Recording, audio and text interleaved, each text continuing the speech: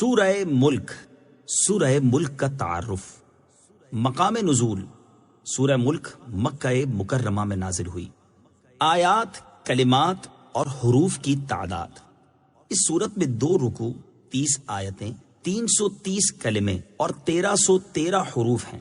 سورہ ملک کے اسماء اور ان کی وجہ تسمیہ۔ اس سورت کے متعدد نام ہیں، جیسے اس کی پہلی آیت میں ملک یعنی سلطنت اور بادشاہت کا ذکر ہے، اس مناسبت سے اسے سورہ ملک کہتے ہیں۔ اس کی پہلی آیت کے شروع میں لفظ تبارک ہے، اس مناسبت سے اسے سورہ تبارک کہتے ہیں۔ یہ سورت عذاب قبر سے نجات دینے والی، عذاب سے بچانے والی اور عذاب کو روکنے والی ہے، اس لیے اسے سورہ منجیہ، سورہ واقعہ اور سورہ مانعہ کہتے ہیں۔ یہ سورت اپنے پڑھنے والے کے بارے میں جھگڑا کرے گی، اس لیے اسے سورہ مجادلہ کہتے ہیں، اور یہ قیامت کے دن اپنے پڑھنے والے کی شفاعت کرے گی، اس لیے اسے سورہ شافعہ کہتے ہیں۔ سورہ ملک کے فضائل۔ احادیث میں سورہ ملک کے بکثرت فضائل بیان ہوئے ہیں، اور ان میں سے 4 فضائل سماعت کیجیے۔ نمبر 1، حضرت عبداللہ ابن عباس رضی اللہ تعالی عنہما فرماتے ہیں، رسول اللہ صلی اللہ تعالی علیہ وسلم کی کسی صحابی نے ایک جگہ خیمہ نصب کیا، وہاں ایک قبر تھی اور انہیں معلوم نہ تھا کہ یہاں قبر ہے۔ اچانک انہیں پتہ چلا کہ یہ ایک قبر ہے اور اس میں ایک آدمی سورہ ملک پڑھ رہا ہے، یہاں تک کہ اس نے سورہ ملک مکمل کر لی۔ وہ صحابی رضی اللہ تعالی عنہ جب نبی کریم صلی اللہ تعالی علیہ وآلہ وسلم کی بارگاہ میں حاضر ہوئے تو عرض کی، یا رسول اللہ صلی اللہ تعالی علیہ وسلم، میں نے نادانستہ ایک قبر پر خیمہ لگا لیا، اچانک مجھے معلوم ہوا کہ یہ ایک قبر ہے اور اس میں ایک آدمی سورہ ملک پڑھ رہا ہے، یہاں تک کہ اس نے سورت مکمل کر لی۔ تاجدار رسالت صلی اللہ تعالی علیہ وسلم نے ارشاد فرمایا، یہ سورت عذاب قبر کو روکنے والی اور اس سے نجات دینے والی ہے۔ نمبر 2، ابو داؤد شریف کی حدیث ہے، حضرت ابو ہریرہ رضی اللہ تعالی عنہ سے روایت ہے، رسول اکرم صلی اللہ تعالی علیہ وسلم نے ارشاد فرمایا، قرآن پاک میں 30 آیتوں کی ایک سورت ہے، وہ اپنی تلاوت کرنے والے کی شفاعت کرے گی یہاں تک کہ اسے بخش دیا جائے گا۔ وہ سورت تبارک الذی بیدہ الملک ہے۔ نمبر 3، حضرت عبداللہ ابن مسعود رضی اللہ تعالی عنہ فرماتے ہیں، سورہ تبارک اپنے پڑھنے والے کی طرف سے جھگڑا کرے گی یہاں تک کہ اسے جنت میں داخل کر دے گی۔ نمبر 4، حضرت عبداللہ ابن عباس رضی اللہ تعالی عنہما سے روایت ہے، حضور پرنور صلی اللہ تعالی علیہ وآلہ وسلم نے ارشاد فرمایا، بے شک میں کتاب اللہ میں ایک ایسی سورت پاتا ہوں جس کی 30 آیتیں ہیں، جو شخص سوتے وقت اس کی تلاوت کرے گا تو اس کے لیے 30 نیکیاں لکھی جائیں گی، اس کے 30 گناہ مٹا دیے جائیں گے اور اس کے 30 درجات بلند کر دیے جائیں گے، اور اللہ تعالیٰ اس کی طرف فرشتوں میں سے ایک فرشتہ بھیجتا ہے جو اس پر اپنے پر پھیلا دیتا ہے، اور وہ اس آدمی کے بیدار ہونے تک ہر چیز سے اس کی حفاظت کرتا ہے۔ وہ سورت مجادلہ یعنی بحث کرنے والی ہے، جو اپنی تلاوت کرنے والے کے لیے قبر میں بحث کرتی ہے، اور وہ سورت تبارک الذی بیدہ الملک ہے۔ سورہ ملک کے مضامین۔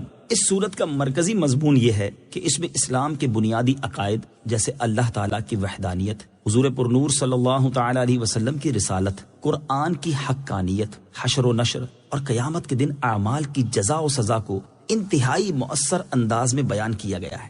نیز اس سورت میں یہ مضامین بیان کیے گئے ہیں۔ نمبر 1، اس سورت کی ابتدا میں اللہ تعالیٰ کی عظمت، سلطنت اور قدرت کے بارے میں بیان کیا گیا، اور یہ بتایا گیا کہ زندگی اور موت کو پیدا کرنے سے مقصود لوگوں کے اعمال کی جانچ کرنا ہے۔ نمبر 2، اللہ تعالیٰ کی قدرت کے آثار بیان کیے گئے کہ اس نے کسی سابقہ مثال کے بغیر ایک دوسرے کے اوپر 7 آسمان بنائے، اور ان آسمانوں میں کسی طرح کا کوئی عیب نہیں، انہیں ستاروں سے مزین کیا، اور ان ستاروں کے ذریعے آسمان کی طرف چڑھنے والے شیطانوں کو مارا جاتا ہے۔ نیز اس کی قدرت کے آثار میں سے یہ ہے کہ اس نے کافروں کے لیے جہنم کا دردناک عذاب تیار کیا ہے، اور ایمان والوں کو مغفرت اور عظیم اجر کی بشارت دی ہے۔ نمبر 3، یہ بتایا گیا کہ اللہ تعالیٰ ظاہر اور پوشیدہ، کھلی ہوئی اور چھپی ہوئی ہر بات کو جانتا ہے۔ نمبر 4، ان نعمتوں کو بیان کیا گیا جو اللہ تعالیٰ نے اپنی مخلوق کو عطا فرمائی ہیں، تاکہ وہ اس کی نعمت کو پہچان کر اس کا شکر ادا کریں اور اللہ تعالیٰ کی وحدانیت کا اقرار کریں۔ نمبر 5، کفار مکہ کو اللہ تعالیٰ کے عذاب سے ڈرایا گیا، اور نبی کریم صلی اللہ تعالی علیہ وسلم کو تسلی دی گئی کہ آپ ان کے جھٹلانے کی وجہ سے غم زدہ نہ ہوں، کیونکہ ان سے پہلے کافر بھی اپنے انبیاء علیہ الصلوۃ والسلام کے ساتھ اسی طرح کا سلوک کرتے تھے۔ نمبر 6، اس سورت کے آخر میں مومن اور کافر کا حال واضح کرنے کے لیے الٹا چلنے والے اور سیدھا چلنے والے کی ایک مثال بیان فرمائی گئی، اور حضور پرنور صلی اللہ تعالی علیہ وآلہ وسلم کو جھٹلانے والوں کو اللہ تعالیٰ کے عذاب سے ڈرایا گیا۔ سورہ تحریم کے ساتھ مناسبت۔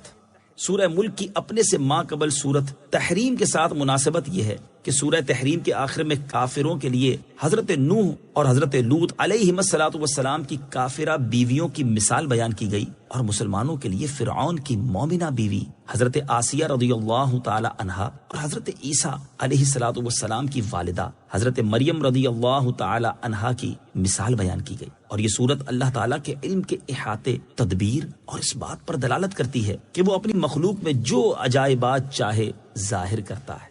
بسم اللہ الرحمن الرحیم۔ ترجمہ: اللہ کے نام سے شروع جو نہایت مہربان رحمت والا ہے۔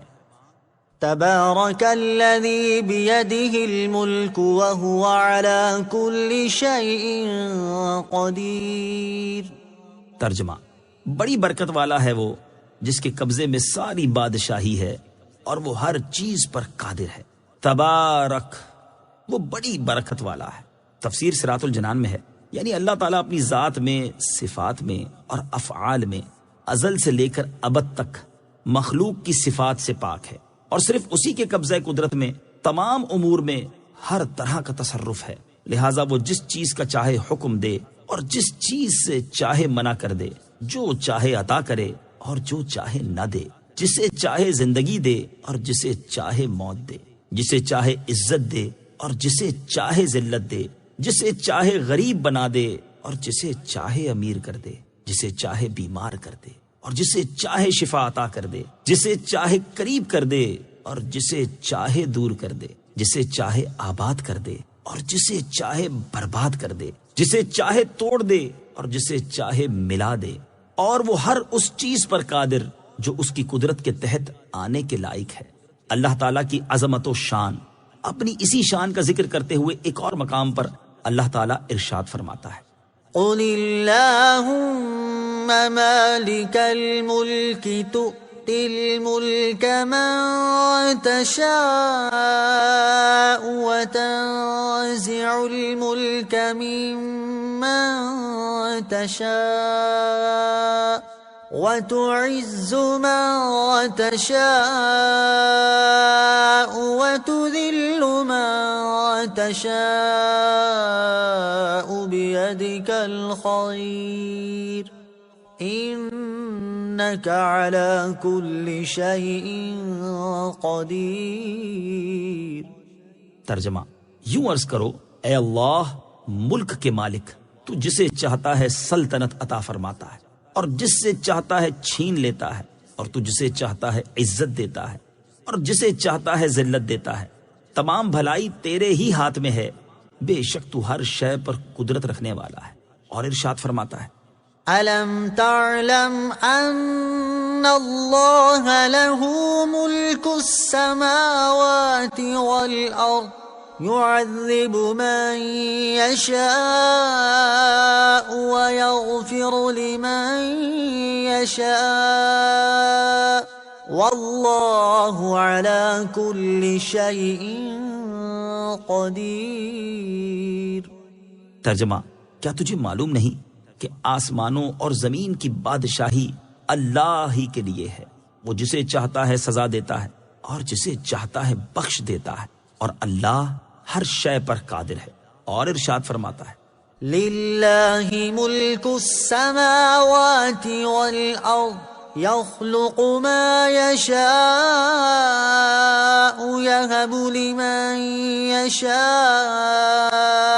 إِنَاثًا وَيَهَبُ لِمَن يَشَاءُ الذُّكُورَ أَوْ يُزَوِّجُهُمْ ذُكْرَانًا وَإِنَاثًا وَيَجْعَلُ مَن يَشَاءُ عَقِيمًا إِنَّهُ عَلِيمٌ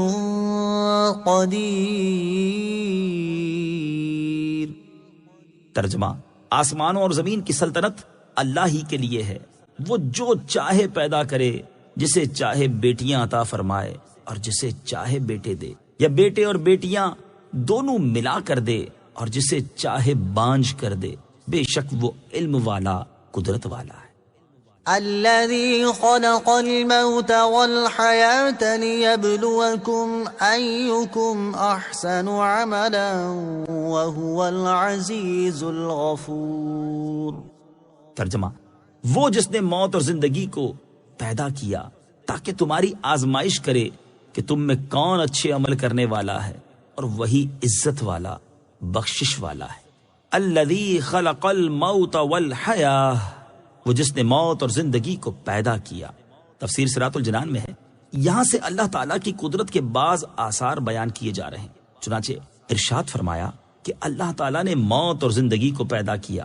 موت انسانوں اور حیوانوں میں روح کے جسم سے جدا ہو جانے اور حواس کی طاقت زائل ہو جانے کا نام ہے، جبکہ زندگی جسم میں روح کے وجود کے ساتھ حواس کی طاقت باقی رہنے کا نام ہے۔ اور پیدا کرنے سے مراد یہ ہے کہ کسی چیز کو وجود بخشنا۔ اس سے معلوم ہوا کہ موت وجودی چیز ہے، کیونکہ محض عدمی چیز پیدا نہیں ہو سکتی۔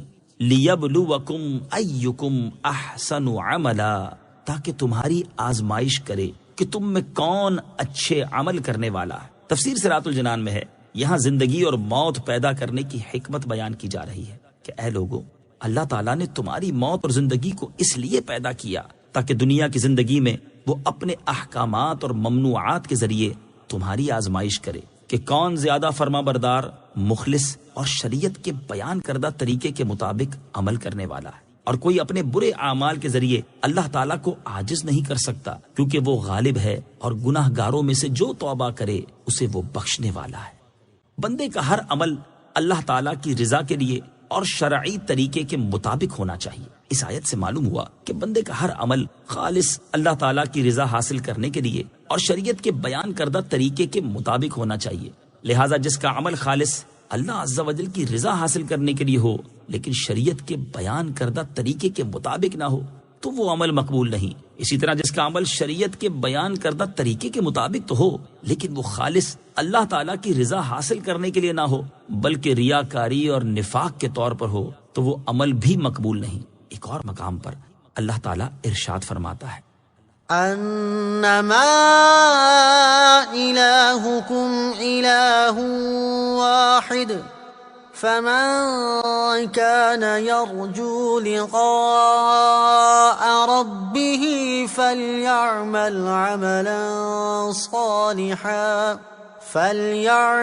عملا صالحا ولا يشرك بعبادت ربه احدا۔ ترجمہ، تمہارا معبود ایک ہی معبود ہے، تو جو اپنے رب سے ملاقات کی امید رکھتا ہو اسے چاہیے کہ نیک کام کرے اور اپنے رب کی عبادت میں کسی کو شریک نہ کرے۔ حضرت فضیل بن عیاض رحمت اللہ تعالی علیہ فرماتے ہیں، جب عمل خالص ہو لیکن درست نہ ہو تو اسے قبول نہیں کیا جائے گا، اور جب عمل درست ہو لیکن خالص نہ ہو تو یہ بھی قبول نہیں کیا جائے گا۔ عمل صرف وہی مقبول ہے جو خالص اور درست ہو، اور عمل خالص اس وقت ہوگا جب اسے اللہ تعالیٰ کی رضا حاصل کرنے کے لیے کیا جائے، اور درست اس وقت ہوگا جب وہ سنت یعنی شریعت کے بتائے ہوئے طریقے کے مطابق ہوگا۔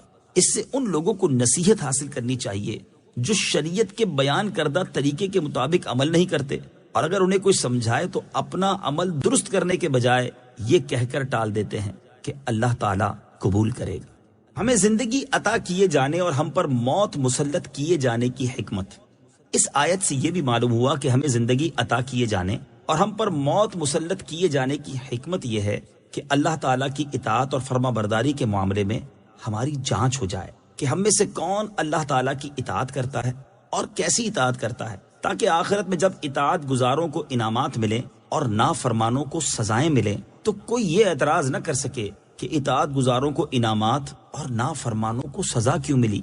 یاد رکھیں کہ دنیا کی زندگی ایک دن ضرور ختم ہو جائے گی، جبکہ آخرت کی زندگی ہمیشہ باقی رہنے والی ہے، جیسا کہ اللہ تعالیٰ ارشاد فرماتا ہے، وما هذه الحياة الدنيا إلا لهو ولعب وَإِنَّ الدَّارَ الْآخِرَةَ لَهِيَ الْحَيَوَانُ لَوْ كَانُوا يَعْلَمُونَ۔ ترجمہ، اور یہ دنیا کی زندگی تو صرف کھیل کود ہے، اور بے شک آخرت کا گھر ضرور وہی سچی زندگی ہے، کیا ہی اچھا تھا اگر وہ یہ جانتے۔ اور ارشاد فرمایا، وَمَا أُوتِيتُم مِّن شَيْءٍ فَمَتَاعُ الْحَيَاةِ الدُّنْيَا وَزِينَتُهَا وَمَا عِندَ اللَّهِ خَيْرٌ وَأَبْقَىٰ أَفَلَا تَعْقِلُونَ۔ ترجمہ، اور اے لوگو، جو کچھ چیز تمہیں دی گئی ہے تو وہ دنیاوی زندگی کا ساز و سامان اور اس کی زینت ہے، اور جو ثواب اللہ کے پاس ہے وہ بہتر اور زیادہ باقی رہنے والا ہے، تو کیا تم سمجھتے نہیں؟ اور دنیا کی رنگینیوں اور رونقوں سے بھی ہمیں آزمایا جا رہا ہے کہ ہم کیسے عمل کرتے ہیں۔ چنانچہ اللہ تعالیٰ ارشاد فرماتا ہے، إِنَّا جَعَلْنَا مَا عَلَى الْأَرْضِ زِينَةً لَهَا لِنَبْلُوَهُمْ أَيُّهُمْ أَحْسَنُ عَمَلًا۔ ترجمہ، بے شک ہم نے زمین پر موجود چیزوں کو زمین کے لیے زینت بنایا تاکہ ہم انہیں آزمائیں کہ ان میں عمل کے اعتبار سے کون اچھا ہے۔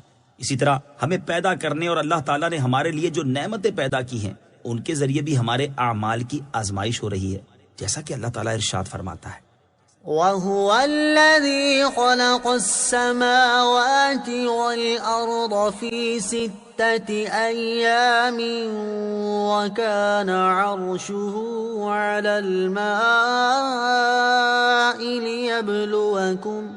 لِيَبْلُوَكُمْ أَيُّكُمْ أَحْسَنُ عَمَلًا۔ ترجمہ، اور وہی ہے جس نے آسمانوں اور زمین کو 6 دن میں بنایا اور اس کا عرش پانی پر تھا، تمہیں پیدا کیا تاکہ تمہیں آزمائے کہ تم میں کون اچھے عمل کرتا ہے۔ اور وہ لوگ جو دنیا کی زندگی میں ایمان لائے اور انہوں نے نیک اعمال کیے، ان کے بارے میں اللہ تعالیٰ ارشاد فرماتا ہے، إِنَّ الَّذِينَ آمَنُوا وَعَمِلُوا الصَّالِحَاتِ إِنَّا لَا نُضِيعُ أَجْرَ مَنْ أَحْسَنَ عَمَلًا أُولَئِكَ لَهُمْ جَنَّاتُ عَدْنٍ تَجْرِي مِنْ تَحْتِهِمُ الْأَنْهَارُ يحلون فيها من أساور من ذهب ويلبسون ثيابا خضرا من سندس وإستبرق متكئين فيها على الأرائك نعم الثواب وحسنت مرتفقا۔ ترجمہ، بے شک جو لوگ ایمان لائے اور نیک اعمال کیے، ہم اچھے عمل کرنے والوں کا ثواب ضائع نہیں کرتے۔ ان کے لیے ہمیشگی کے باغات ہیں، ان کے نیچے نہریں بہتی ہیں، انہیں ان باغوں میں سونے کے کنگن پہنائے جائیں گے اور وہ سبز رنگ کے باریک اور موٹے ریشم کے کپڑے پہنیں گے۔ وہاں تختوں پر تکیے لگائے ہوئے ہوں گے، یہ کیا ہی اچھا ثواب ہے، اور جنت کی کیا ہی اچھی آرام کی جگہ ہے۔ اور جنہوں نے کفر کیا اور گناہوں میں مصروف رہے، ان کے بارے میں ارشاد فرماتا ہے، والذین کسبوا السیئات جزاء سیئۃ بمثلها وترهقهم ذلة ما لهم من اللہ من عاصم كأنما أغشيت وجوههم قطعا من الليل مظلما أولئك أصحاب النار هم فيها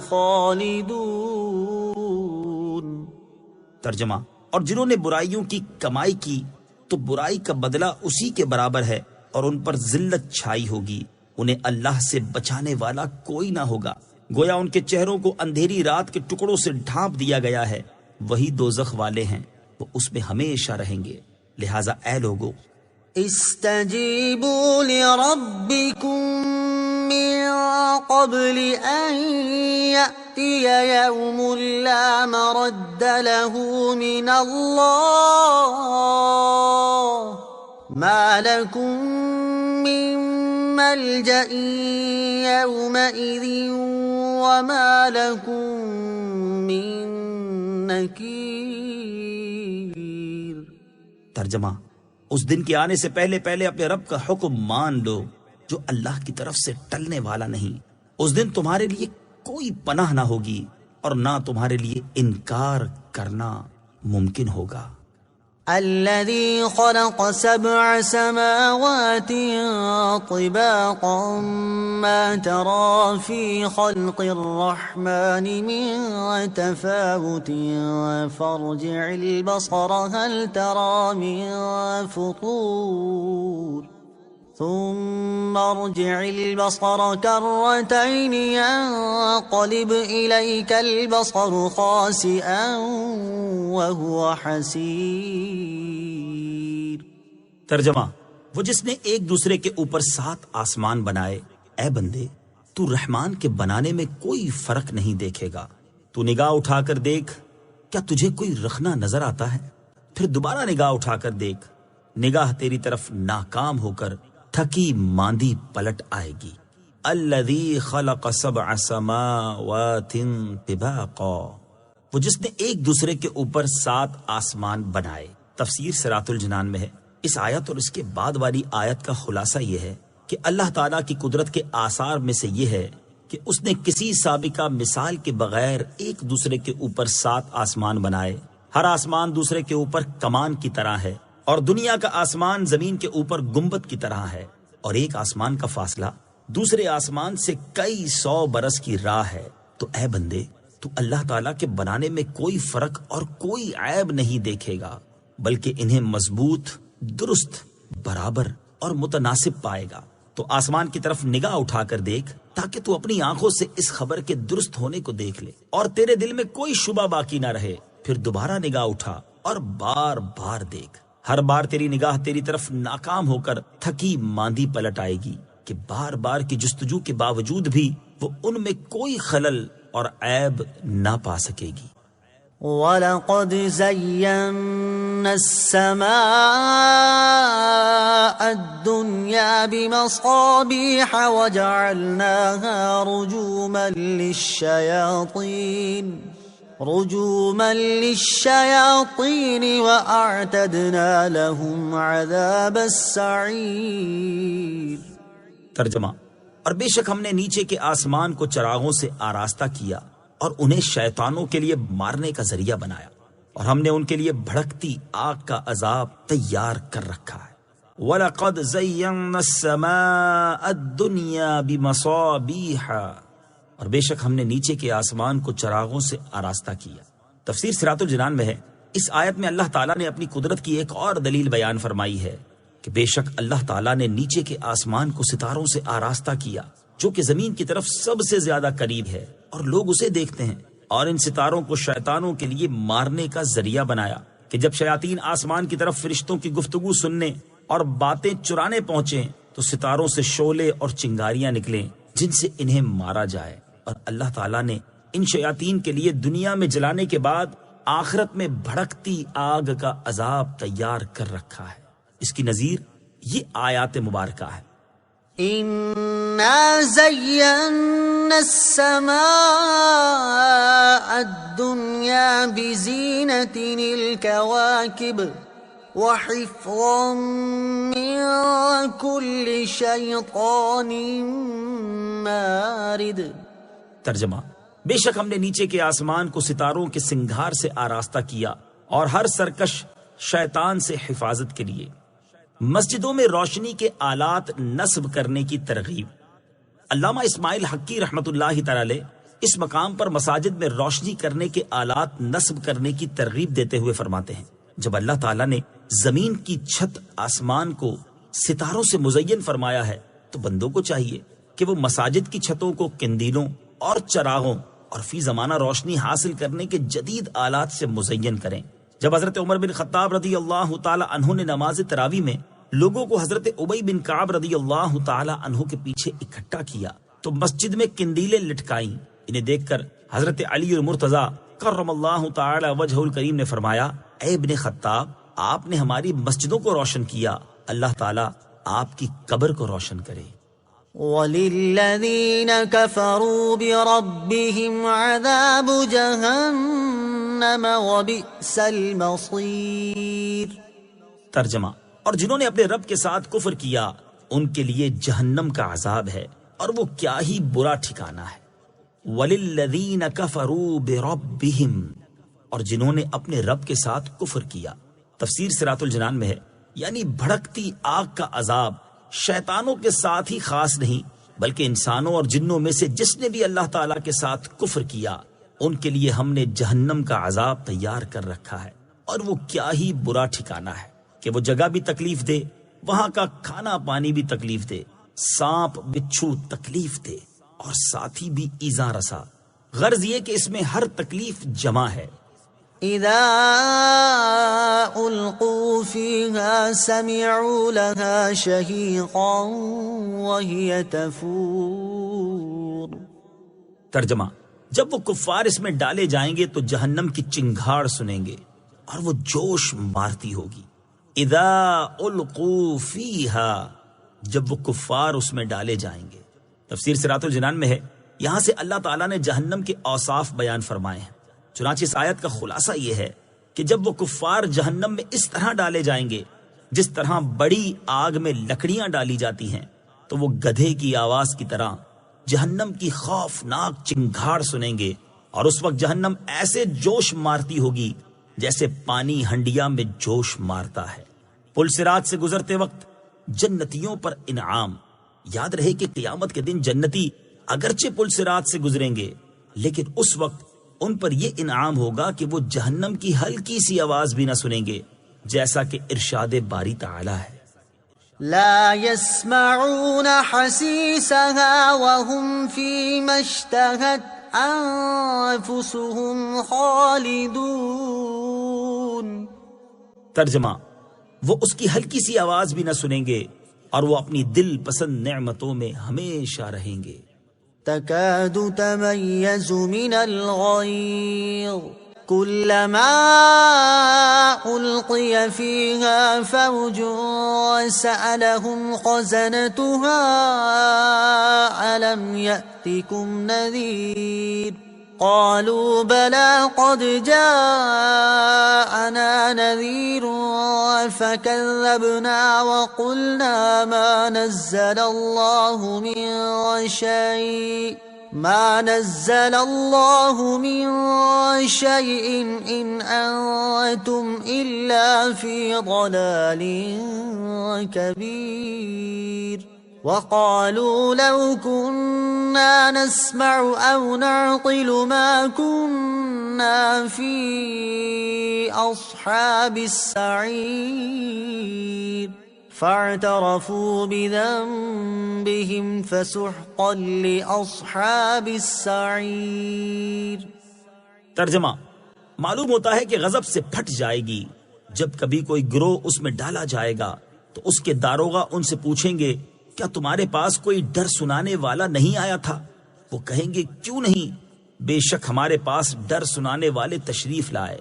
پھر ہم نے انہیں جھٹلایا اور ہم نے کہا اللہ نے کوئی چیز نہیں اتاری، تم تو بڑی گمراہی میں ہی ہو۔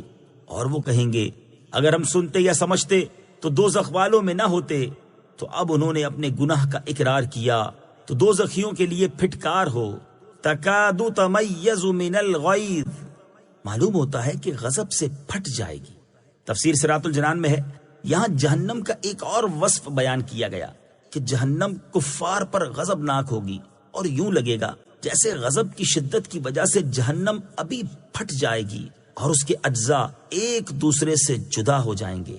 اس سے معلوم ہوا کہ جہنم میں احساس ہے، وہ غضب بھی کرتی ہے بلکہ کلام بھی کرتی ہے، جیسا کہ ایک اور مقام پر ارشاد باری تعالی ہے، يوم نقول لجهنم هل امتلأت وتقول هل من مزید۔ ترجمہ، جس دن ہم جہنم سے فرمائیں گے کیا تو بھر گئی، وہ عرض کرے گی کیا کچھ اور زیادہ ڈالنے کو ہے؟ کلما القی فیہا فوج، جب کبھی کوئی گروہ اس میں ڈالا جائے گا۔ تفسیر صراط الجنان میں ہے جہنم کا حال بیان کرنے کے بعد اب اہل جہنم کا حال بیان کیا جا رہا ہے۔ چنانچہ آیت کے اس حصے اور اس کے بعد والی 2 آیات کا خلاصہ یہ ہے کہ جب کبھی کفار کا کوئی گروہ جہنم میں ڈالا جائے گا تو جہنم کے داروغہ حضرت مالک علیہ السلام اور ان کے مددگار فرشتے ڈانٹتے ہوئے ان سے پوچھیں گے، اے کافروں، کہ دنیا میں تمہارے پاس کوئی ڈر سنانے والا نہیں آیا تھا جو تمہارے سامنے تمہارے رب عز و جل کی آیات پڑھتا، تمہیں اس دن کی ملاقات سے ڈراتا اور اللہ تعالیٰ کے عذاب کا خوف دلاتا؟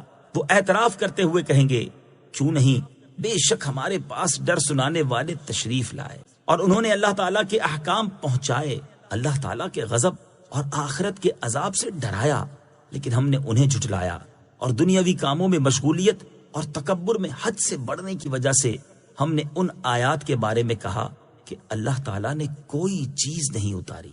اے ہمیں ڈرانے والو، تم تو بڑی گمراہی میں ہی ہو۔ جہنم کے خازن انہیں مزید ڈانٹتے ہوئے کہیں گے کیا تم نے رسولوں کی زبان سے اپنے رب عز و جل کی آیات نہیں سنی اور ان کے معانی کو نہیں سمجھا تاکہ تم انہیں نہ جھٹلاتے؟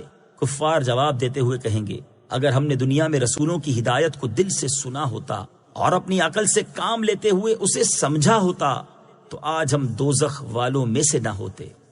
بعض مسلمان بھی جہنم میں داخل ہوں گے۔ یاد رہے کہ قیامت کے دن ایسا نہیں ہوگا کہ صرف کافروں کو ہی جہنم میں ڈالا جائے گا، بلکہ بعض گناہگار مسلمان بھی ایسے ہوں گے جنہیں ان کے گناہوں کی سزا دینے کے لیے جہنم میں داخل کیا جائے گا۔ لہٰذا ہر مسلمان کو چاہیے کہ وہ اپنی عقل سے کام لے اور اللہ تعالیٰ اور اس کے پیارے حبیب صلی اللہ تعالی علیہ وآلہ وسلم کے دیے ہوئے احکامات کے مطابق نیک عمل کرنے اور گناہوں سے بچنے کی کوشش کرے تاکہ قیامت کے دن جہنم کے دردناک عذاب میں مبتلا ہونے اور اس بات پر پچھتانے سے بچ جائے کہ کاش میں نے اللہ تعالیٰ اور اس کے حبیب صلی اللہ تعالی علیہ وآلہ وسلم کے احکامات کے مطابق زندگی گزاری ہوتی تو آج مجھے جہنم میں داخل نہ کیا جاتا۔ اللہ تعالیٰ ہمیں اپنی رضا والی زندگی بسر کرنے کی توفیق عطا فرمائے اور جہنم اور اس کے عذابات سے ہمیں محفوظ فرمائے، آمین۔ وَقَالُوا لَوْ كُنَّا نَسْمَعُ أَوْ نَعْقِلُ، اور وہ کہیں گے اگر ہم سنتے یا سمجھتے۔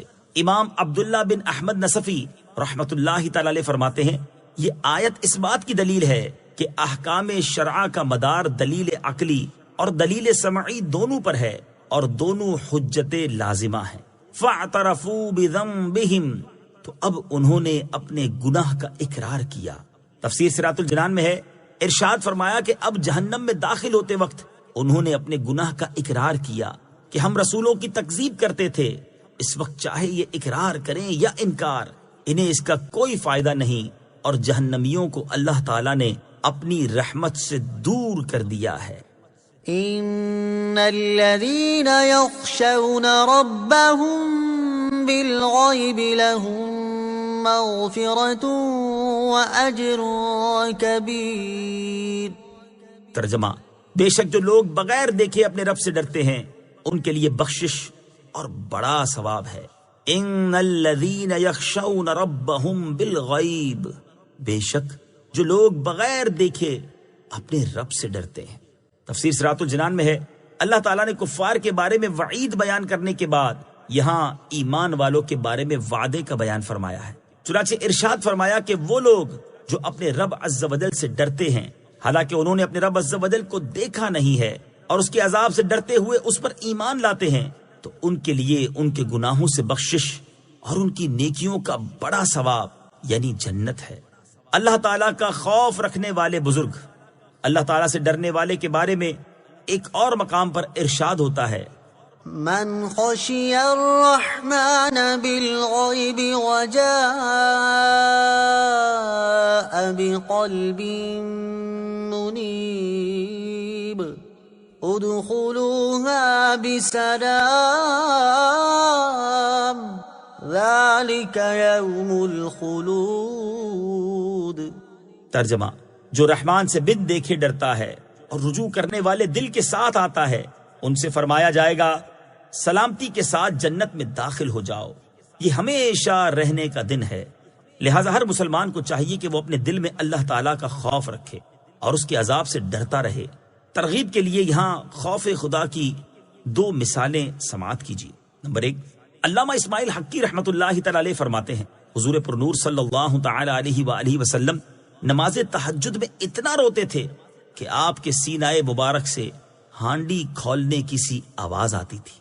نمبر 2، حضرت ابو عمران رحمۃ اللہ تعالی علیہ فرماتے ہیں کہ مجھے خبر پہنچی ہے کہ حضرت جبریل علیہ الصلوۃ والسلام ایک مرتبہ بارگاہ رسالت میں روتے ہوئے حاضر ہوئے تو نبی اکرم علیہ الصلوۃ والسلام نے دریافت کیا، اے جبریل تمہیں کس چیز نے رلا دیا؟ تو انہوں نے عرض کی، جب سے اللہ تعالیٰ نے جہنم کو پیدا فرمایا ہے میری آنکھیں اس وقت سے کبھی اس خوف کے سبب خشک نہیں ہوئیں کہ مجھ سے کوئی نافرمانی نہ ہو جائے اور میں جہنم میں ڈال دیا جاؤں۔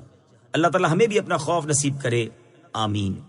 وَأَسِرُّوا قَوْلَكُمْ أَوْ اجْهَرُوا بِهِ إِنَّهُ عَلِيمٌ بِذَاتِ الصُّدُورِ۔ ترجمہ، اور تم اپنی بات آہستہ کہو یا آواز سے، بے شک وہ تو دلوں کی بات جانتا ہے۔ وَأَسِرُّوا قَوْلَكُمْ أَوْ اجْهَرُوا بِهِ، اور تم اپنی بات آہستہ کہو یا آواز سے۔ تفسیر صراط الجنان میں ہے شان نزول، حضرت عبداللہ ابن عباس رضی اللہ تعالیٰ عنہ فرماتے ہیں مشرکین رسول اللہ صلی اللہ تعالیٰ علیہ وسلم کے بارے میں باتیں کیا کرتے اور حضرت جبریل علیہ الصلوۃ والسلام ان کی گفتگو نبی پاک علیہ الصلوۃ والسلام تک پہنچا دیتے۔ اس پر مشرکین نے آپس میں کہا کہ چپکے چپکے بات کیا کرو تاکہ محمد صلی اللہ تعالیٰ علیہ وسلم کا خدا سن نہ پائے۔ اس پر یہ آیت نازل ہوئی اور انہیں بتایا گیا کہ تمہاری یہ کوشش فضول ہے، کیونکہ اللہ تعالیٰ کی شان تو یہ ہے وہ دل کی بات کو زبان پر آنے سے پہلے ہی جانتا ہے، تو وہ تمہاری زبانوں سے کی ہوئی گفتگو کو کیسے نہیں جان سکتا؟ اللہ تعالیٰ کی شان تو بہت ہی بلند و بالا ہے۔ اس کے محبوب بندے حضرت سلیمان علیہ الصلوۃ والسلام کا یہ حال تھا کہ انہوں نے 3 میل سے چونٹی کی آواز سن لی تھی۔ أَلَا يَعْلَمُ مَنْ خَلَقَ وَهُوَ اللَّطِيفُ الْخَبِيرُ۔ ترجمہ، کیا جس نے پیدا کیا وہ نہیں جانتا؟ حالانکہ وہی ہر باریکی کو جاننے والا خبردار ہے۔ الا یعلم من خلق، کیا جس نے پیدا کیا وہ نہیں جانتا؟ تفسیر صراط الجنان میں ہے اس سے پہلی آیت میں کیے ہوئے دعوے کی دلیل دیتے ہوئے ارشاد فرمایا کہ جس رب تعالیٰ نے اپنی کامل حکمت سے تمام اشیاء کو وجود بخشا ہے اور انہی چیزوں میں تمہاری آہستہ یا بلند آواز سے کی گئی گفتگو بھی شامل ہے، تو کیا اسے تمہاری باتوں کا علم نہ ہوگا؟ حالانکہ اس کی شان تو یہ ہے کہ وہ ہر باریکی کو جاننے والا ہے، حتیٰ کہ وہ اندھیری رات میں ٹھوس پتھر پر چلنے والی سیاہ چونٹی کے نشانات کو بھی دیکھتا ہے اور وہ تمام باطنی چیزوں پر خبردار ہے۔ هو الذي جعل لكم الأرض ذلولا فامشوا في مناكبها وكلوا من رزقه وإليه النشور۔ ترجمہ، وہی ہے جس نے تمہارے لیے زمین کو تابع کر دیا تو تم اس کے رستوں میں چلو اور اللہ کی روزی میں سے کھاؤ اور اسی کی طرف اٹھنا ہے۔ هو الذی جعل لکم الارض ذلولا، وہی ہے جس نے تمہارے لیے زمین کو تابع کر دیا۔ تفسیر صراط الجنان میں ہے اس آیت میں اللہ تعالیٰ نے وہ نعمتیں بیان فرمائیں جو اس نے اپنی مخلوق کو عطا فرمائی ہیں تاکہ وہ اس کی نعمت کو پہچان کر اس کا شکر ادا کریں اور اللہ تعالیٰ کی وحدانیت کا اقرار کریں۔ چنانچہ اس آیت کا خلاصہ یہ ہے کہ اللہ تعالیٰ وہی ہے جس نے زمین کو مناسب طور پر نرم فرما کر تمہارے تابع کر دیا تاکہ تمہارے لیے اس میں کنویں کھودنا، چشمے جاری کرنا، نہریں بنانا، مکانات اور عمارتیں تعمیر کرنا، کھیتی باڑی اور باغبانی کرنا ممکن ہو جائے، ورنہ اگر وہ زمین کو ٹھوس پتھر کی طرح بنا دیتا یا لوہا، سونا، پیتل وغیرہ کسی دھات کی بنا دیتا تو گرمیوں میں زمین انتہائی گرم ہو جاتی اور سردیوں میں انتہائی ٹھنڈی۔ اس طرح زمین پر چلنا دشوار ہو جاتا، اور اگر پانی کی طرح نرم بنا دیتا تو کوئی چیز اس پر ٹھہر ہی نہ سکتی اور یوں زمین پر زندگی گزارنا ہی دشوار ہو جاتا۔ یہ اللہ تعالیٰ کا بہت بڑا احسان ہے کہ اس نے زمین کو ایسا بنایا ہے کہ اس سے نفع حاصل کیا جا سکے، تو تم اس کے راستوں میں چلو اور اللہ تعالیٰ کی روزی میں سے کھاؤ جو اس نے تمہارے لیے پیدا فرمائی ہے، اور تمہیں قبروں سے جزا کے لیے اسی کی طرف اٹھنا ہے۔ أأمنتم من في السماء أن يخسف بكم الأرض فإذا هي تمور أم أمنتم من في السماء أن يرسل عليكم حاصبا فستعلمون كيف نذير. ترجمہ: کیا تم اس اللہ عز و جل سے بے خوف ہو گئے جس کی سلطنت آسمان میں ہے، اس بات میں کہ وہ تمہیں زمین میں دھسا دے تو وہ زمین اچانک کانپنے لگے؟ یا تم اس سے بے خوف ہو گئے کہ جس کی سلطنت آسمان میں ہے، اس بات میں کہ وہ تم پر پتھراؤ بھیجے تو تم جلد جان لوگے کہ میرا ڈرانا کیسا تھا؟ اَأَمِنْتُمْ مَنْ فِي السَّمَاءِ، کیا تم اس سے بے خوف ہو گئے جس کی سلطنت آسمان میں ہے؟ تفسیر صراط الجنان میں ہے، اس آیت اور اس کے بعد والی آیت میں اللہ تعالیٰ نے کفار مکہ کو اپنے عذاب سے ڈراتے ہوئے فرمایا کہ اے کفار مکہ، جس رب تعالیٰ کی سلطنت آسمان میں ہے اس کی نافرمانی کر کے کیا تم اس بات میں اس سے بے خوف ہو گئے کہ وہ قارون کی طرح تمہیں بھی زمین میں دھسا دے اور اس وقت تک زمین کو حرکت میں رکھے جب تک تم اس کے سب سے نچلے حصے میں نہ پہنچ جاؤ؟ یا جس رب تعالیٰ کی سلطنت آسمان میں ہے اس کی نافرمانی کر کے کیا تم اس بات میں اس سے بے خوف ہو گئے کہ وہ حضرت لوط علیہ السلام کی قوم کی طرح تم پر بھی پتھراؤ بھیجے؟ تو عذاب دیکھ کر تم جلد جان لوگے کہ میرا اپنے عذاب سے ڈرانا کیسا تھا۔ اللہ تعالیٰ کے عذاب سے بے خوف نہ ہوا جائے۔ اسی عذاب کا ذکر کرتے ہوئے ایک اور مقام پر اللہ تعالیٰ نے ارشاد فرمایا: أَفَأَمِنْتُمْ أَنْ يَخْسِفَ بِكُمْ جَانِبَ الْبَرِّ أَوْ يُرْسِلَ عَلَيْكُمْ حَاصِبًا ثُمَّ لَا تَجِدُوا لَكُمْ وَكِيلًا. ترجمہ: کیا تم اس بات سے بے خوف ہو گئے کہ اللہ تمہارے ساتھ خشکی کا کنارہ زمین میں دھسا دے یا تم پر پتھر بھیجے پھر تم اپنے لیے کوئی حمایت ہی نہ پاؤ؟ اور ارشاد فرمایا: قل هو القادر على أن يبعث عليكم عذابا من فوقكم أو من تحت أرجلكم.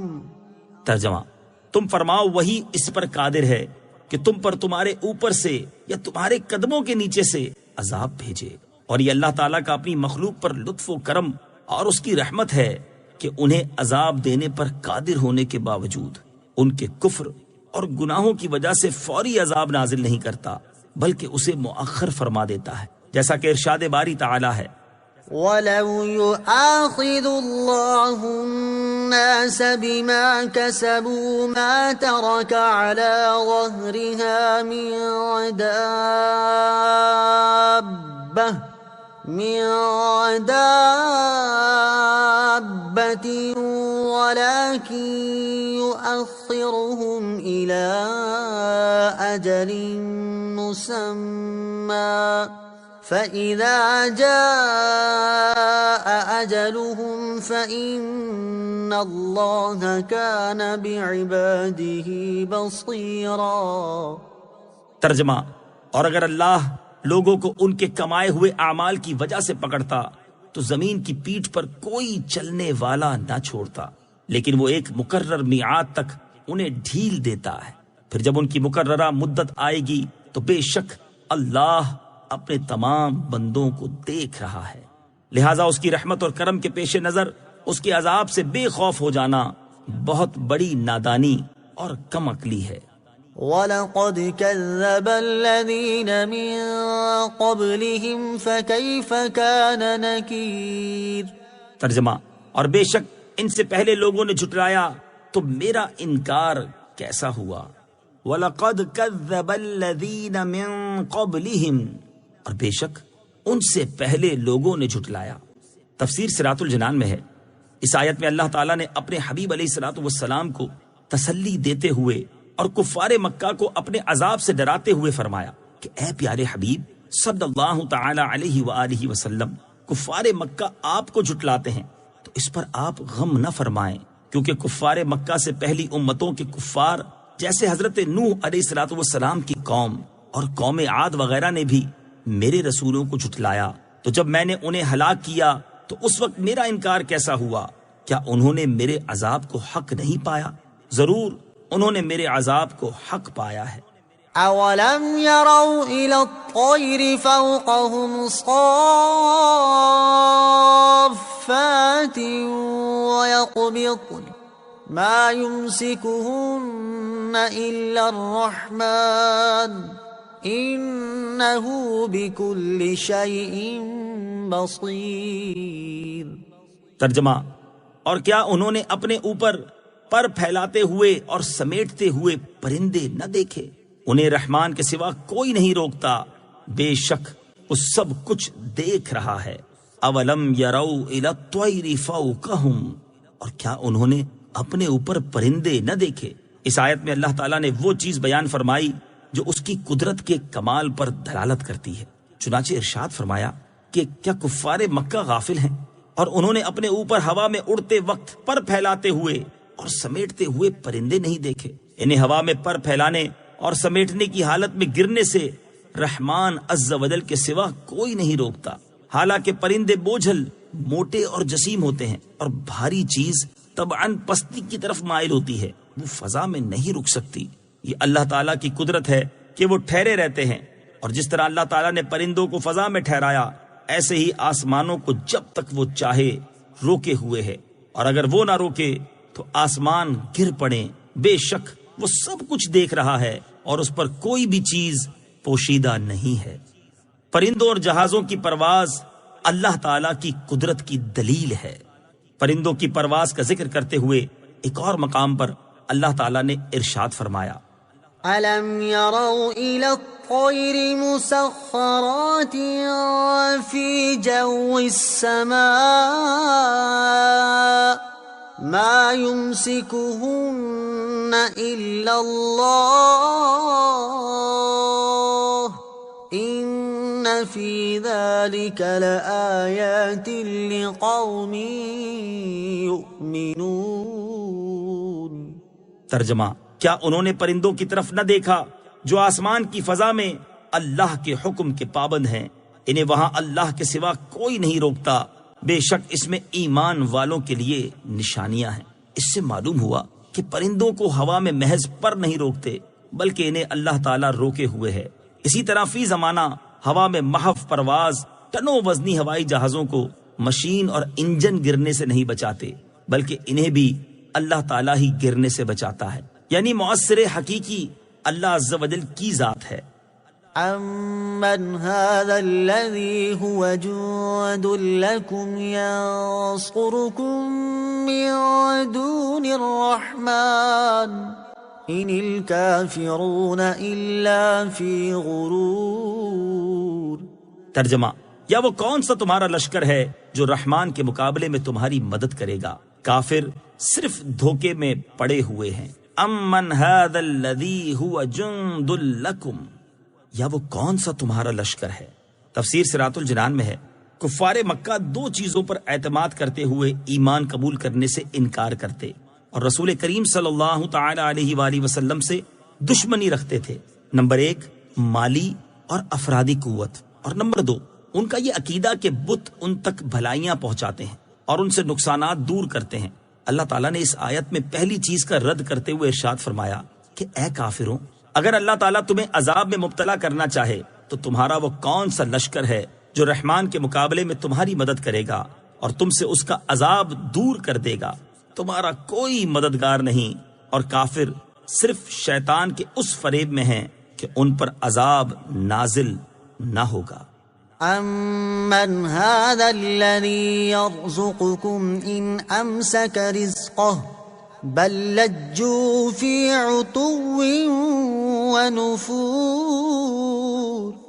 ترجمہ، یا کون ایسا ہے جو تمہیں روزی دے اگر اللہ اپنی روزی روک لے، بلکہ وہ سرکش اور نفرت میں ڈھیٹ بن گئے ہیں۔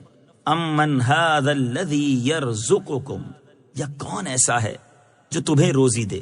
تفسیر صراط الجنان میں ہے، اس آیت میں دوسری چیز کا رد کرتے ہوئے ارشاد فرمایا کہ اے کافروں، اللہ تعالیٰ نے تمہیں جو رزق دیا ہے، اگر وہ اپنا رزق اور اس کے پہنچنے کے اسباب جیسے بارش یا دھوپ وغیرہ روک لے، تو ایسا کون ہے جو تمہیں کھلائے اور پلائے گا اور تم تک تمہاری غذا پہنچائے گا؟ ان کفار کا حال تو یہ ہے کہ انہوں نے ان نصیحتوں سے اثر نہیں لیا اور نہ ہی ان پر یقین کیا، بلکہ وہ سرکش اور نفرت میں ڈھیٹ بن گئے ہیں، اسی وجہ سے وہ حق سے قریب نہیں ہوتے۔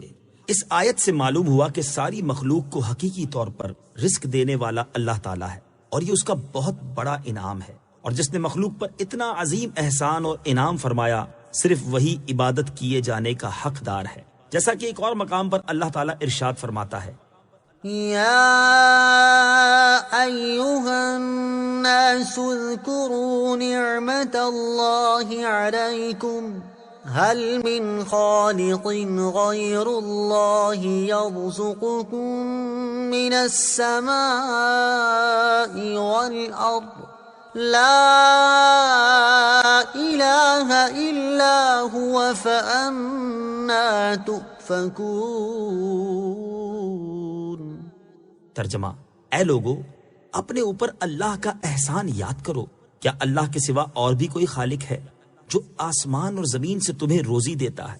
اس کے سوا کوئی معبود نہیں، تو تم کہاں الٹے پھرے جاتے ہو؟ افمن یمشی مکبا علی وجہہ اہدی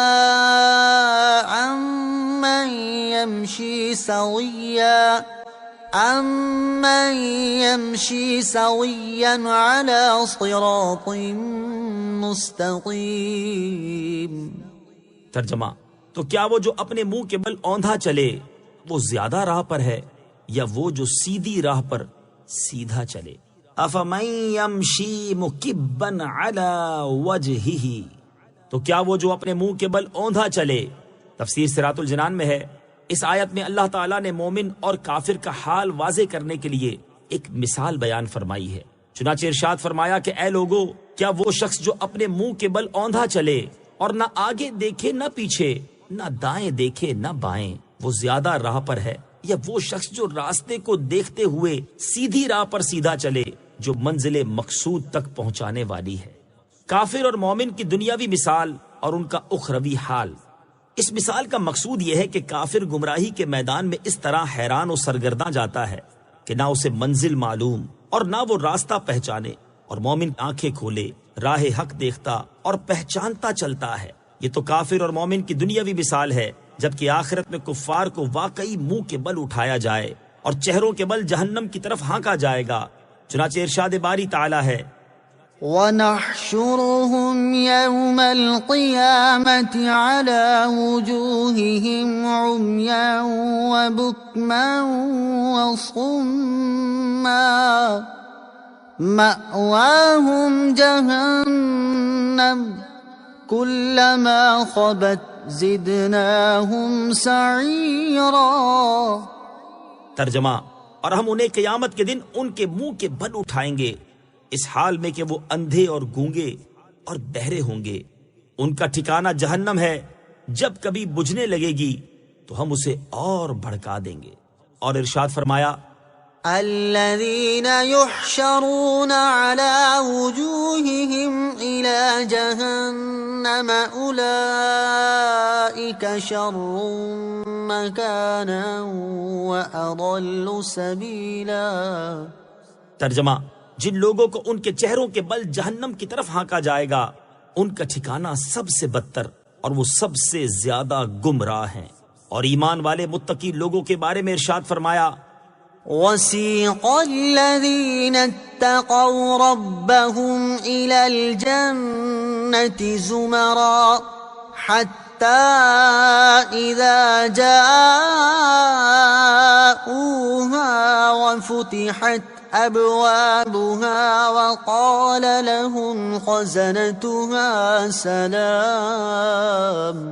سلام علیکم طبتم فادخلوها خالدین۔ ترجمہ: اور اپنے رب سے ڈرنے والوں کو گروہ در گروہ جنت کی طرف چلایا جائے گا، یہاں تک کہ جب وہ وہاں پہنچیں گے اور اس کے دروازے کھلے ہوئے ہوں گے اور اس کے داروغے ان سے کہیں گے، تم پر سلام ہو، تم پاکیزہ رہے تو ہمیشہ رہنے کو جنت میں جاؤ۔ قل هو الذي أنشأكم وجعل لكم السمع والأبصار والأفئدة قليلا ما تشكرون۔ ترجمہ، تم فرماؤ وہی ہے جس نے تمہیں پیدا کیا اور تمہارے لیے کان اور آنکھ اور دل بنائے، تم بہت کم شکر ادا کرتے ہو۔ قل هو الذی انشأکم، تم فرماؤ وہی ہے جس نے تمہیں پیدا کیا، یعنی اے پیارے حبیب صلی اللہ تعالی علیہ وآلہ وسلم، آپ مشرکین سے فرما دیں کہ اے کافروں، جس خدا کی طرف میں تمہیں دعوت دیتا ہوں وہ وہی ہے جس نے تمہیں پیدا کیا اور اس نے تمہارے لیے کان بنائے تاکہ تم اللہ تعالیٰ کی آیات کو سنو اور ان سے نصیحت حاصل کرو۔ اس نے تمہارے لیے آنکھیں بنائیں تاکہ تم ان کے ذریعے اللہ تعالیٰ کی ان مصنوعات کو دیکھو جو اس کی وحدانیت پر دلالت کرتی ہیں، اور اس نے تمہارے لیے دل بنائے تاکہ تم ان کے ذریعے اللہ تعالیٰ کی آیات اور مصنوعات میں غور و فکر کر سکو۔ لیکن تمہارا حال یہ ہے کہ تم نے ان اعضاء سے فائدہ نہ اٹھایا کہ جو سنا وہ نہ مانا، جو دیکھا اس سے عبرت حاصل نہ کی، اور جو سمجھا اس میں غور نہ کیا، اور تم بہت کم شکر ادا کرتے ہو کہ اللہ تعالیٰ کے عطا فرمائے ہوئے اعضاء سے وہ کام نہیں لیتے جس کے لیے وہ عطا ہوئے ہیں، اور یہی وجہ ہے کہ تم شرک و کفر میں مبتلا ہو گئے ہو۔ نعمتوں کو ان کے مقاصد میں استعمال کریں۔ اس آیت میں خطاب اگرچہ کفار سے ہے، لیکن اس میں مسلمانوں کے لیے بھی نصیحت ہے کہ اللہ تعالیٰ نے انہیں کان، آنکھ اور دل کی جو نعمت عطا کی ہے اسے انہی مقاصد کے لیے استعمال کریں جس کے لیے یہ نعمت عطا ہوئی ہے۔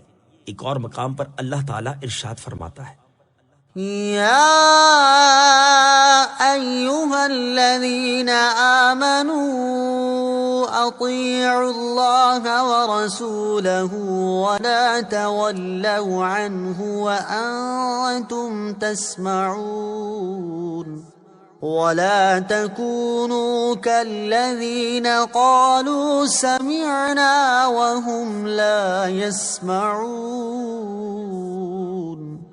ترجمہ، اے ایمان والو، اللہ اور اس کے رسول کی اطاعت کیا کرو اور سن کر اس سے منہ نہ پھیرو، اور ان لوگوں کی طرح نہ ہونا جنہوں نے کہا ہم نے سن لیا حالانکہ وہ نہیں سنتے۔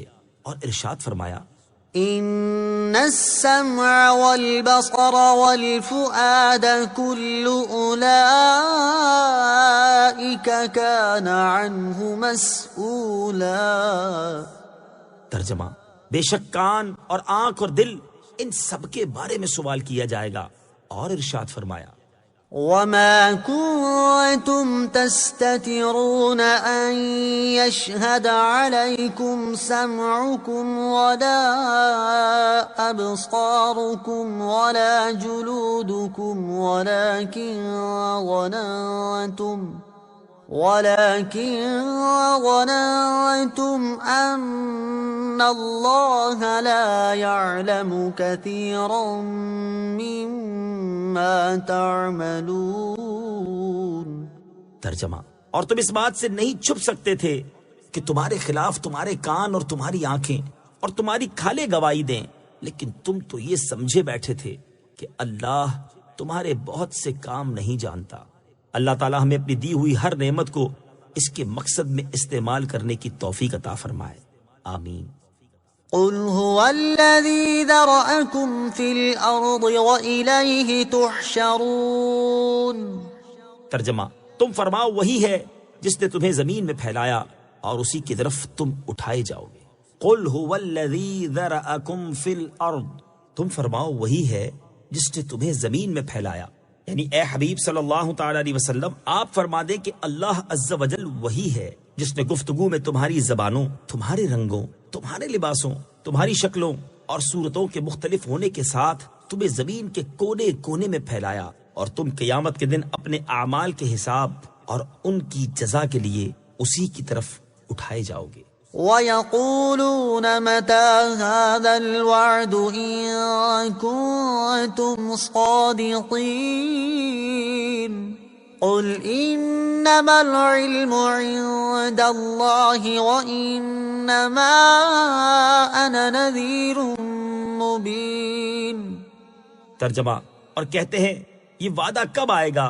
اگر تم سچے ہو تو بتاؤ تم فرماؤ یہ علم تو اللہ ہی کے پاس ہے اور میں تو یہی صاف ڈر سنانے والا ہوں۔ وَيَقُولُونَ مَتَى هَذَا الْوَعْدُ، اور کہتے ہیں یہ وعدہ کب آئے گا۔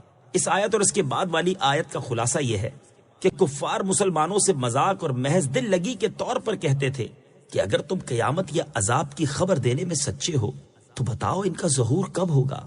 اللہ تعالیٰ نے ان کا جواب دیتے ہوئے اپنے حبیب صلی اللہ تعالی علیہ وآلہ وسلم سے ارشاد فرمایا کہ اے مخلوق میں سب سے بڑے عالم صلی اللہ تعالی علیہ وسلم، آپ مشرکین سے فرما دیں کہ اس کا علم تو اللہ تعالیٰ ہی کے پاس ہے، میں تو عذاب اور قیامت کے آنے کا تمہیں ڈر سناتا ہوں اور مجھے اتنے ہی کام کا حکم دیا گیا ہے، اسی سے میرا فرض ادا ہو جاتا ہے، اس لیے وقت کا بتانا میری ذمہ داری نہیں۔ قل انما العلم عند اللہ، تم فرماؤ یہ علم تو اللہ ہی کے پاس ہے۔ یاد رہے کہ اس سے یہ ثابت نہیں ہوتا کہ اللہ تعالیٰ نے حضور پر نور صلی اللہ تعالی علیہ وآلہ وسلم کو قیامت کا علم نہیں دیا، کیونکہ یہاں یہ نہ فرمایا کہ مجھے علم نہیں دیا گیا، بلکہ یہ فرمایا کہ یہ حقیقی اور ذاتی علم تو اللہ ہی کے پاس ہے۔ اور ایسے انداز میں بات اس وقت بھی کہی جاتی جب معلومات ہونے کے باوجود بتانا نہ ہو۔ حق یہ ہے کہ اللہ تعالیٰ نے حضور اقدس صلی اللہ تعالی علیہ وآلہ وسلم کو قیامت کا علم دیا ہے، اور اس پر وہ تمام احادیث شاہد ہیں جس میں آپ نے قیامت کی علامات ارشاد فرمائیں، حتیٰ کہ سال بتانے کے علاوہ وقت، دن اور مہینہ بھی بتا دیا۔ فَلَمَّا رَأَوْهُ زُلْفَةً سِيئَتْ وُجُوهُ الَّذِينَ كَفَرُوا وَقِيلَ هَذَا الَّذِي كُنتُم بِهِ تَدَّعُونَ۔ ترجمہ، پھر جب اسے قریب دیکھیں گے تو کافروں کے منہ بگڑ جائیں گے اور ان سے فرما دیا جائے گا یہ وہ عذاب ہے جو تم مانگتے تھے۔ فَلَمَّا رَأَوْهُ زُلْفَةً، پھر جب اسے قریب دیکھیں گے۔ اس آیت کا خلاصہ یہ ہے کہ جب کفار آخرت میں اس عذاب کو اپنے قریب دیکھیں گے جس کا ان سے وعدہ کیا گیا ہے تو کافروں کے چہرے سیاہ پڑ جائیں گے اور وحشت و غم سے ان کی صورتیں خراب ہو جائیں گی، اور جہنم کے فرشتے ان سے کہیں گے یہ وہ عذاب ہے جو مذاق کے طور پر تم مانگتے تھے، اور انبیاء کرام علیہ الصلوۃ والسلام سے کہتے تھے کہ وہ عذاب کہاں ہے، جلدی لاؤ، اب دیکھ لو یہ ہے وہ عذاب جس کی تمہیں طلب تھی۔ قل أرأيتم إن أهلكني الله ومن معي أو رحمنا فمن يجير الكافرين من عذاب أليم۔ ترجمہ، تم فرماؤ بھلا دیکھو تو اگر اللہ مجھے اور میرے ساتھ والوں کو ہلاک کر دے یا ہم پر رحم فرمائے تو وہ کون ہے جو کافروں کو دردناک عذاب سے بچا لے گا۔ قل، تم فرماؤ۔ تفسیر صراط الجنان میں ہے کفار مکہ رسول کریم صلی اللہ تعالی علیہ وآلہ وسلم اور صحابہ کرام علیہم الرضوان کی وفات کی آرزو رکھتے تھے۔ اس پر اللہ تعالیٰ نے اپنے حبیب علیہ الصلوۃ والسلام سے ارشاد فرمایا کہ اے حبیب، آپ ان کفار سے فرما دیں کہ ہم مومن ہیں اور دو اچھی چیزوں میں سے ایک کے منتظر ہیں۔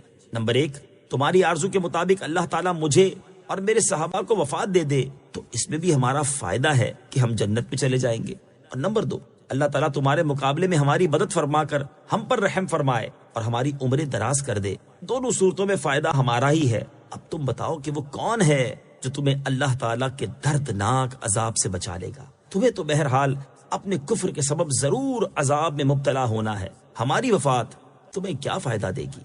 قل هو الرحمن آمنا به وعليه توكلنا فستعلمون من هو في ضلال مبين۔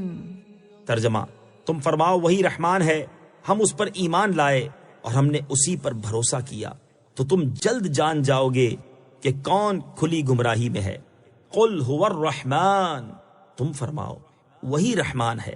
تفسیر صراط الجنان میں ہے ارشاد فرمایا کہ اے حبیب صلی اللہ تعالی علیہ وآلہ وسلم، آپ ان مشرکین سے فرما دیں کہ جس کی طرف ہم تمہیں دعوت دیتے ہیں وہی رحمان ہے، ہم اس پر ایمان لائے اور اسی کی عبادت کرتے ہیں، اور تم اس کے ساتھ کفر کرتے ہو اور ہم نے اسی پر بھروسہ کرتے ہوئے اپنے تمام امور اس کے سپرد کر دیے ہیں، اور جب تم پر عذاب نازل ہوگا تو تم جلد جان جاؤ گے کہ ہم گمراہی میں تھے یا تم۔ قل أرأيتم إن أصبح ماؤكم غورا فمن يأتيكم بماء معين۔ ترجمہ، تم فرماؤ بھلا دیکھو تو اگر صبح کو تمہارا پانی زمین میں دھس جائے تو وہ کون ہے جو تمہیں نگاہوں کے سامنے بہتا ہوا پانی لا دے۔ قل، تم فرماؤ۔ تفسیر صراط الجنان میں ہے، اس آیت میں اللہ تعالیٰ نے دلیل کے طور پر اپنی ایک نعمت کا ذکر کرتے ہوئے فرمایا کہ اے حبیب صلی اللہ تعالی علیہ وآلہ وسلم، آپ ان مشرکین سے فرما دیں کہ اگر صبح کو تمہارا پانی زمین میں دھس جائے اور اتنی گہرائی میں پہنچ جائے کہ ڈول وغیرہ سے بھی ہاتھ نہ آ سکے تو وہ کون ہے جو تمہیں نگاہوں کے سامنے بہتا ہوا پانی لا دے کہ اس تک ہر ایک کا ہاتھ پہنچ سکے۔ اس کے جواب میں وہ ضرور کہیں گے کہ یہ صرف اللہ تعالیٰ ہی کی قدرت میں ہے، تو اس وقت ان سے کہا جائے گا کہ بت جو کہ کسی چیز پر قدرت نہیں رکھتے، انہیں کیوں عبادت میں اس قادر برحق کا شریک کرتے ہو؟